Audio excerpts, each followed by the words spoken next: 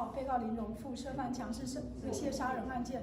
判决之主文、事实理由摘要如下：一、主文，林荣富犯强制猥亵杀人罪，处无期徒刑，褫夺公权终身。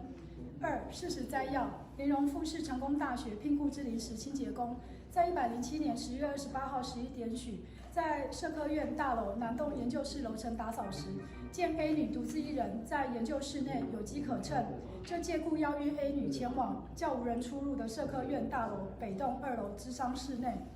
他先以手拉回正要离开的 A 女因此重心不稳，向后仰躺倒地。被告就跨坐在 A 女的身体上，以手抚摸 A 女胸部。A 女见状即抵抗，并大声呼救。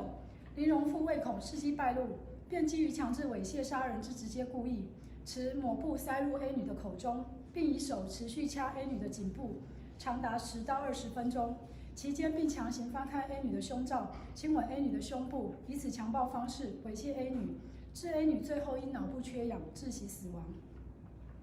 三、理由：被告虽然否认有杀害 A 女的故意，辩称他是因为有双眼残疾，视力不佳，没有办法看清楚 A 女的表情，没有及时松手，才导致 A 女死亡，应该只有过失致死。且被告是在 A 女死后才临时起意对其猥亵的。被告的供述、A 女解剖报告及被告残遗留在 A 女身上的唾液及 DNA 斑迹的检验结果，还有被告的精神鉴定报告等等，认为被告确实属于生前猥亵，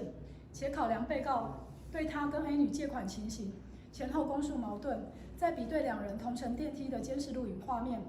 认为被告称以借款为由邀约 A 女是跟事实不符。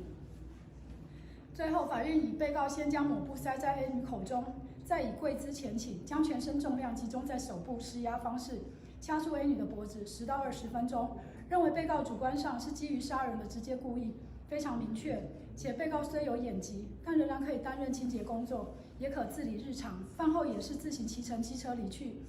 所以难认被告有眼疾，就信任被告是过失致死，